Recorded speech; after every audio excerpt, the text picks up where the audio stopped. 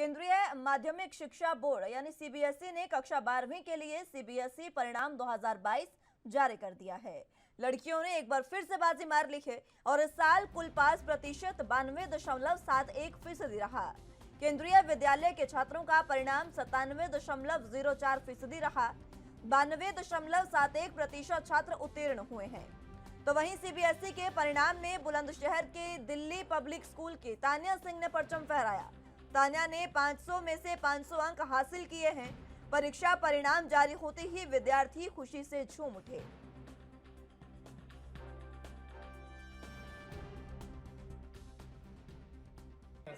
Sir teachers का support है सबसे ज़्यादा टीचर्स का सपोर्ट है। और सर स्कूल प्रिंसिपल सर जिन्होंने हमें बहुत सारे असाइनमेंट्स प्रोवाइड किए और वो बहुत हेल्पफुल रहे बोर्ड एग्जाम्स में, तो उसी की वजह से मैं सब कुछ ये अचीव कर पाई हूँ।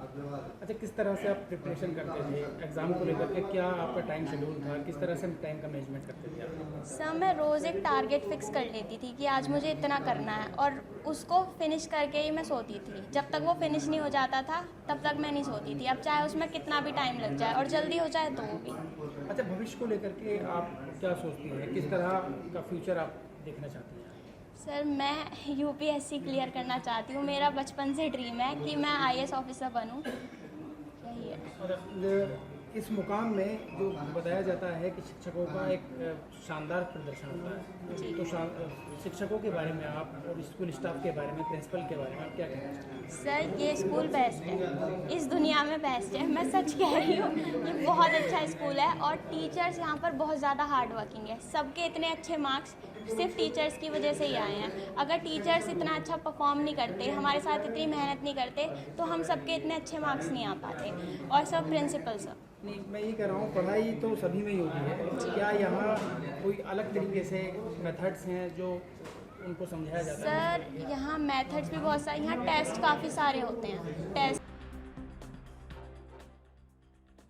इस खबर पर ज्यादा जानकारी के लिए जितेंद्र चौहान संवाददाता उत्तर प्रदेश से हमारे साथ मौजूद हैं। जितेंद्र, फिलहाल सीबीएसई का रिजल्ट आज जारी हुआ और बुलंदशहर में लड़कियों ने सबसे ज्यादा बाजी मारी है। पूरे जो सीबीएसई का परिणाम जारी हुआ 12वीं का, क्या कुछ अहम जानकारी?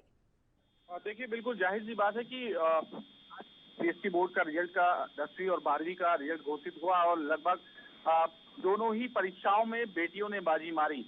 वहीं लखनऊ में बुलंदशहर के बाद लखनऊ में भी बेटी ने मारी। रानी लक्ष्मी स्कूल है, उसके 98.2 श्रेया है, उसने बाजी मारी। तो हाई स्कूल में प्राची ने मारी और लगातार जो बेटियां हैं उनका कद लगातार बढ़ता जा रहा है। और सीबीएसई की बोर्ड की परीक्षा में एक अच्छे परिणाम आए हैं और कहा जा सकता है कि बेटियां दिन पे दिन जो कह सकते हैं जो जीत का परचम है वो लहराते नजर आए। सभी छात्र छात्राएं खुश थे, अपने टीचर और माँ बाप से मिले और सभी से एनडी न्यूज ने बात भी की। और साफ तौर पे कहा जा सकता है कि बातचीत में सभी ने अपने श्रेय अपने माता पिता और गुरुजनों को दिया। और साथ ही जिस तरह से कोरोना संक्रमण के दौरान 2 साल जो स्कूल बंद थे उसमें जो समस्याएं थी उनको भी साझा करने का काम किया। लेकिन उसके बावजूद इतनी बड़ी संख्या में छात्राओं ने बाजी मारी, बेटियों ने बाजी मारी। तो वहीं इस बार चाहे बोर्ड की परीक्षा हो, यूपी बोर्ड की, चाहे सीबीएसई बोर्ड की, बेटियां कहीं ना कहीं आगे नजर आई। फिलहाल पूरे उत्तर प्रदेश की अगर बात करें तो क्या कुछ किस तरीके का रिजल्ट रहा और इन बच्चों के पेरेंट्स में भी काफी उत्साह बच्चों के साथ साथ?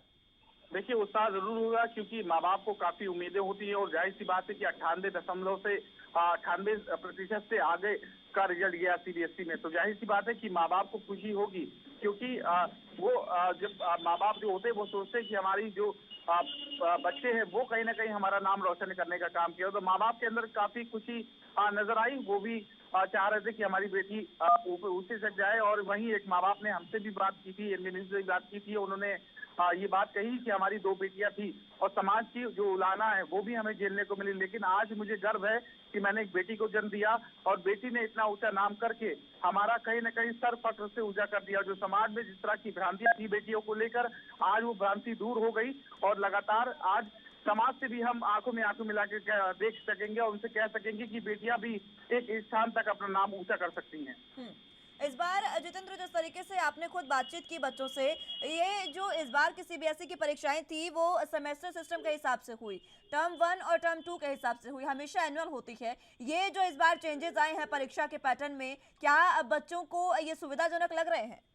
देखिए बिल्कुल जाहिर सी बात है कि ये सुविधाजनक बच्चों को लगा, तभी बच्चों ने ये बात कही कि इस बार जो पैटर्न अपनाया गया वो काफी अच्छा पैटर्न था और शायद इस पैटर्न को पहले ही कर दिया तो ज्यादा से ज्यादा संख्या में बच्चे उत्तीर्ण हो पाते। और इस बार जो टर्न वाइज जो रखा गया पैटर्न, वो पैटर्न काफी अच्छा, तो हमें इससे समझने भी आसानी हुई और हमें जो एग्जाम है उसको भी देने में काफी आसानी नजर आई। ठीक है, टर्म 1 की बात करें तो ऑब्जेक्टिव जो प्रश्न आए बच्चों ने उसमें कुछ परसेंटेज जो थे वो कम रहे, लेकिन सेकंड टर्म में जो थ्योरी का एग्जाम हुआ उसमें बच्चों ने काफी अच्छे परसेंटेज हासिल किए हैं। इसमें बच्चे अब क्या चाह रहे हैं, क्या सेमेस्टर सिस्टम उनके लिए सुविधाजनक है और अब फिर से वो एनुअल में नहीं जाना चाहेंगे?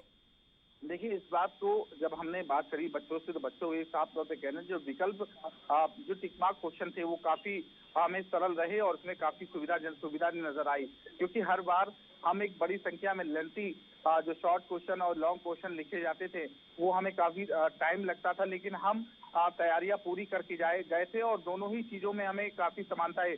लेकिन अगर सरकार को इस तरह का पैटर्न अपनाता है तो सरकार जो टिक मार्क क्वेश्चन है उनको प्राथमिकता हम देंगे और उसी के आधार पर हमारा समय भी बचेगा और जो कैलकुलेशन से लेकर तमाम चीजें समझने में आसानी, थोड़ी कठिनाई होती थी वो थोड़ी सी आसान जरूर नजर आएगी।